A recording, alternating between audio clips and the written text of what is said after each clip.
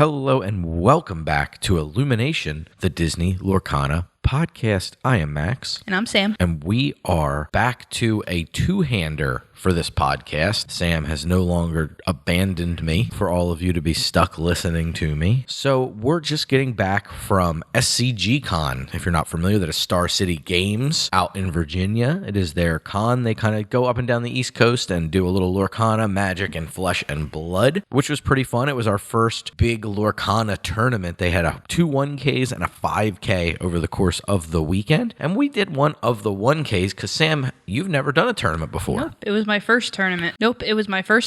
Yes, it was an experience. If you've never done a tournament before, it can be pretty intimidating. It's not any different than your locals event where it's going to be a core constructed event most of the time, but there's a lot more folks, there's a lot less space, and there's a lot more attention to time and your mannerisms. You need to play cleanly, you need to play efficiently, so it can definitely be nerve-wracking. I think I shook for like the first half of the day. I still do. I've been playing trading card games in a tournament setting for probably 15-ish years, and I still get nervous at different points in the day. Not unusual. I think that's part of the fun, right? Is it allows for players to make mistakes. It allows for you to be able to jump ahead and make better plays because you see an opening, especially in Lorcana, a very chess-like back and forth style that it has. So, Sam, what did you play at this 1K tournament? I played Ruby Amethyst. I also played Ruby Amethyst. And why did you play Ruby Amethyst? I played it Ruby Amethyst because, one, I played it the last set, so it was the deck I was most comfortable with going into this SCG Con. Pretty much brand new out of the new set into the Inklands. We only got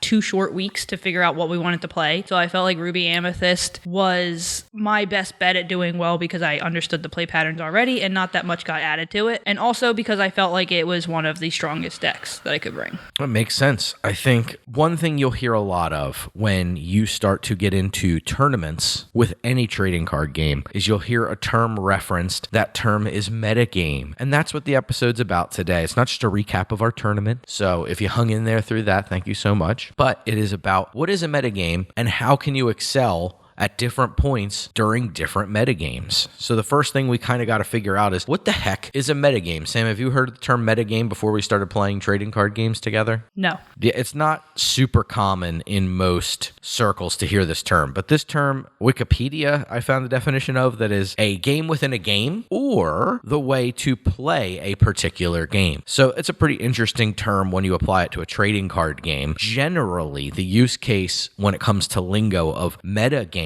is what decks are the best suited for any particular point in time. So during this tournament, there were quite a few different choices, as Sam alluded to. It was brand new for Into the Inklands, so some people were testing out new things like the new green-purple tempo style decks that were coming out of Europe. There was the always classic Steel Song deck, always classic Ruby Amethyst control deck. We have the Blue Steel deck, which is a popular choice towards the end of Rise of the Floodborn and had gotten some good tools for the matchup. The brand new Purple Steel Jafar style combo decks, as well as a slew of different Steel Emerald variations that are all pretty much solid choices to be playing, not to mention other homebrews and rogue decks that people felt like may have had an edge during the metagame. So that's generally what we're talking about when we apply the term metagame, or when you hear somebody say, I'm metagaming, or I'm trying to pick the best deck for the meta. You will hear turns of phrase like that. Typically what it means is they're trying to select the deck that they think is the best one, or the best positioned to pick on the best one. That's kind of the concept of a metagame. So that is what they're trying to unpack. And then the next thing you got to ask yourself when you're considering a metagame, typically you'll hear a metagame referenced as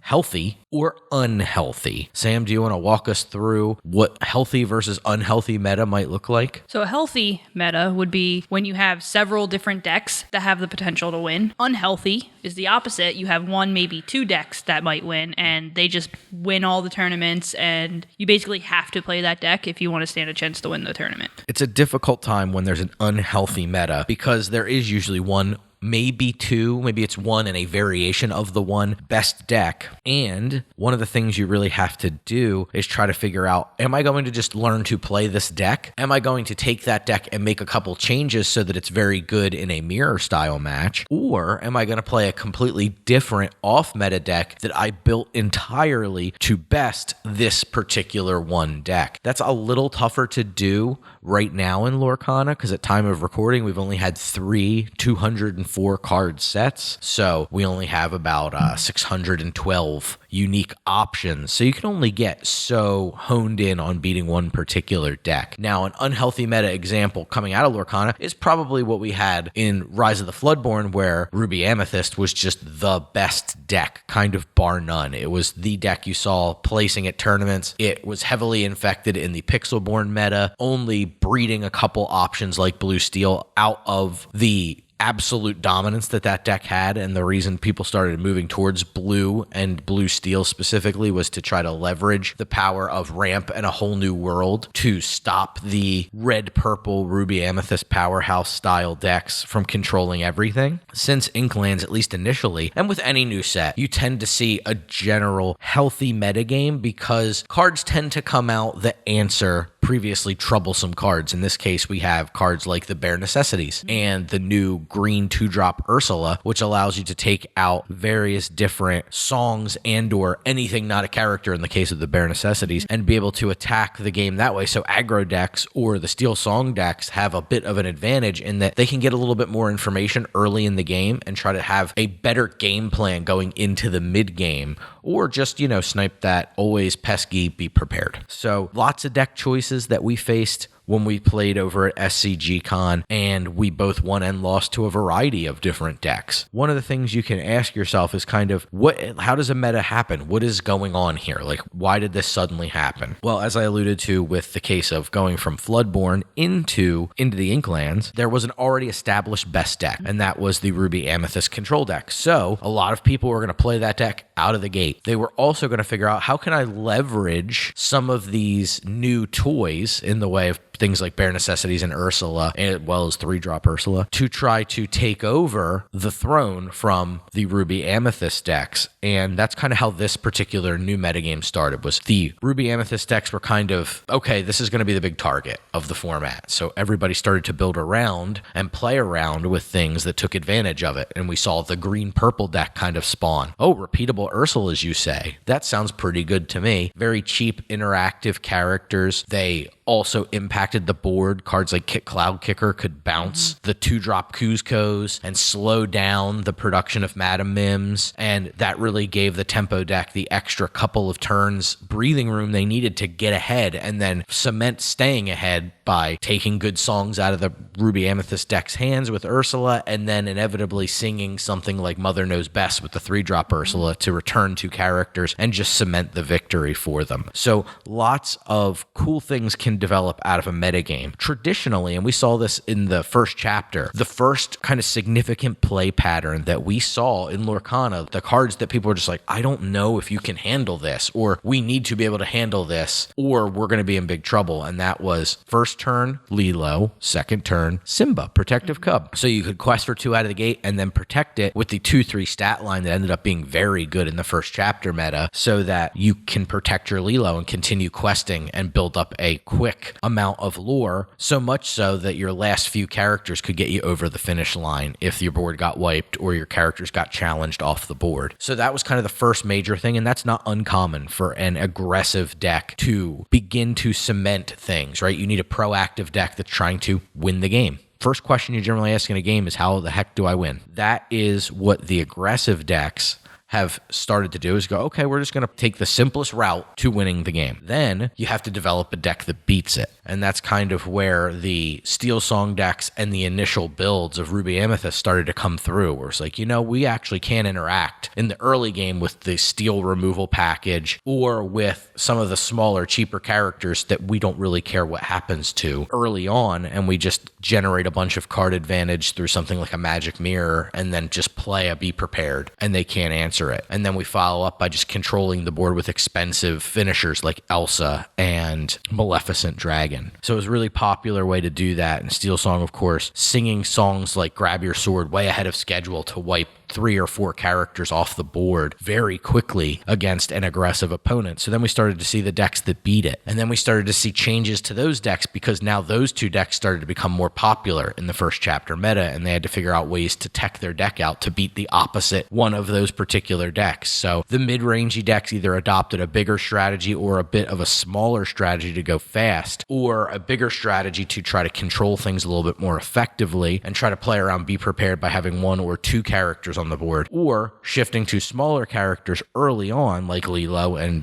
Simba, who was also doing double duty to protect your singers and using the steel removal suite to take care of opposing characters, or be able to give yourself cards back in hand through a whole new world after you depleted your entire hand very quickly. So there were a lot of ways that the metagame started to evolve. Even in Lorcana, we saw it. It usually starts at step 1, which is the aggro decks. And I think that's the one strategy you and I never really jumped on. That was kind of the first deck you played weekly. First chapter, I think it was one of the first decks we built because it was an easy deck to play. And it the was, lemon lime aggro deck. Yeah, it was just easy to figure out. There wasn't much thought to it. You didn't like it because it was too easy to play. Too easy to play.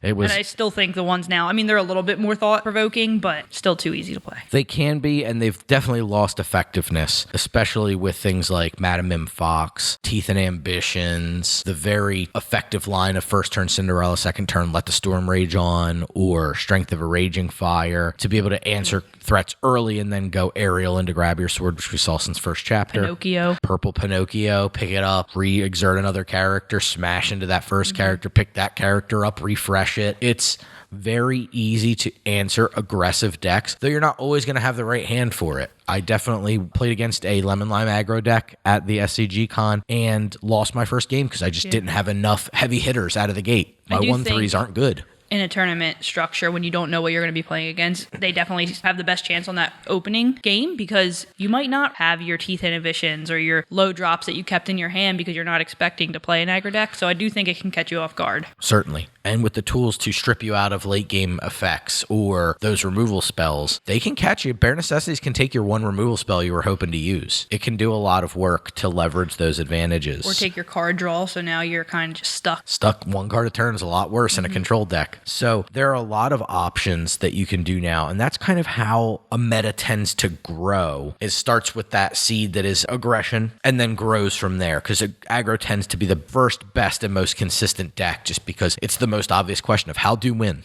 And then they figure it out very quickly. Oh, I can just turn these things sideways, and until you stop me, I win. Okay, stop me. Then it's figuring out what the best way to, in fact, stop them actually is. And then you start to see the decks that can deal with it begin to evolve from there, and they have to then start to fight each other. And then what are the tools that are effective in that matchup? So that kind of all brings us to one big question. We talked about an unhealthy meta, right? You can either play the deck that is very, very good, or you play specifically to try to leverage an advantage against that deck that may weaken you to other people who are doing similar. But what do you do in a healthy metagame? What do you do then? How do you pick the best deck during a healthy metagame? So Sam alluded to it earlier when she was talking about selecting Ruby Amethyst as her deck of choice.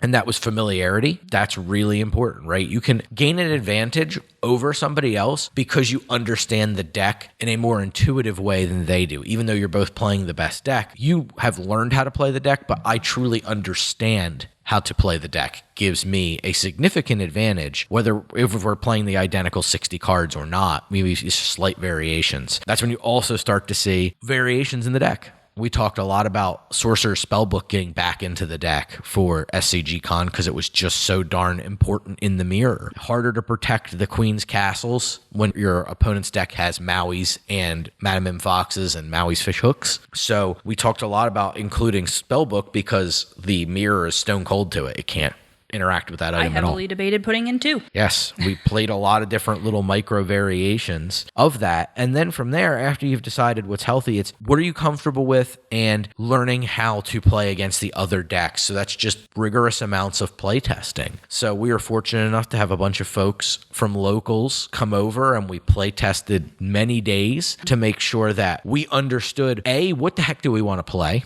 Which took too long to decide. It took a very long time to decide. Also figuring out what was good, what was a flash in the pan. There were some decks that were just like, no, this is not a real deck. This is too cute of a strategy or doesn't do enough. I don't know how to play this. I don't know how to navigate this. So I don't think that's going to work. So you got to learn all those things, especially early in a meta changing, like we've seen here early with Into the Inklands, especially adding in a whole new card type that has warped things with locations. You have to then try to figure out, after you've gotten comfortable with it, what are the optimal choices and what are the optimal play patterns when you're playing against specific decks. And this will come down to an episode about inking. It's inevitable we're going to get to an inking episode. And I know that's one of the more requested we've seen over on YouTube. Thanks everybody for the comments. Really appreciate those. We see you. One of the ways to succeed at inking is understanding what cards are good or bad in the matchup. So you have to immediately start to understand quickly, this is not an effective card in the matchup, or this is my best card in this matchup. This does not get inked at any cost, even if it is inkable. So you have to start to learn how to leverage those things. How do you mulligan effectively? And as everything changes going into games 2 or 3, because now you have a lot more information than you do in game 1, where I'm going to keep a hand that is okay against just about everything, right? You want that borderline playable hand. So picking the right deck is definitely a matter of personal preference. It's definitely a matter of play style, especially in a healthy meta. Are you more of a mid-range player like me, who would rather play something like the Amber Steel Song decks? Or are you more of a controlling player like Sam, and you'd rather gravitate towards something like Jafar or the Ruby Amethyst style control decks? It's all about personal preference. It's rare that you're going to be the one who breaks the game in half, especially with a digital client like Pixelborn around for so many people to test so many different cards so quickly. So I'm not saying you shouldn't try, but definitely make sure you're paying attention to everything that's going on. Don't get laser focused on one thing or another. Make sure you're considering everything. This deck has to function against 3, 4, or 5 different deck archetypes at times. So you want to make sure that you're not stone cold to any one of them, because we're not just focused on one thing. We're trying to spread ourselves as much as possible. And in a game that doesn't have sideboards, that makes it really, really tricky. It definitely came down to comfortability for what I ended up choosing. Yes. For the con. And it went through 3 iterations of different cards here and there to what it was best against everything. You never would have thought we would cut all 4 Surfer Mini at the beginning of testing. But now Surfer Mini looks kind of like a joke in there. In fact, Maui's Fishhook definitely cleans up a Surfing Mini or 2. But Pinocchio was not in my original 60 cards for this set, and I think he really just changes the deck completely with what he can do. Yeah, it's an aggressive offensive weapon that the deck hasn't normally had access to. And it's good against everything. It's good against aggro. It's good late to take away their big threats. Absolutely. So It's he's the repeatable. MVP for me in this new deck. He is quite strong, definitely showing off that he is in fact somehow the most played Pinocchio in the current meta. So that's pretty cool to see. Definitely unexpected. So hopefully this little discussion has helped you understand what the heck is a metagame, what is a healthy versus unhealthy metagame, and how can you take that information and actually apply it to your times in testing, in playing, in whether it's locals or going off to a big tournament. How can you take the application of a concept of a metagame and actually apply it to your actual practice? I think it's pretty cool, and one of those things that you learn over time. What's good, what's bad, how good are they, how bad are they, how do I handle everything? It just takes a lot of time. So don't be afraid to invest, like we say, I think we said it almost every episode, try everything, certainly. And remember, it's not a waste of time, it's an investment of time. Information and learning is just as important as winning or losing, especially when you're getting ready for your tournament. Sam, do you have anything else you wish to add? I don't think so. I think the only thing I would add is don't be afraid to go out there and try the tournaments. It was my first one. It was really nerve-wracking, but I think next time I'd probably still be very nervous, but a little less so. Yeah, everybody was very, very nice. It was fun. I had great opponents the entire day, and I think the saltiest person in the room was probably me. I probably agree. Keep questing.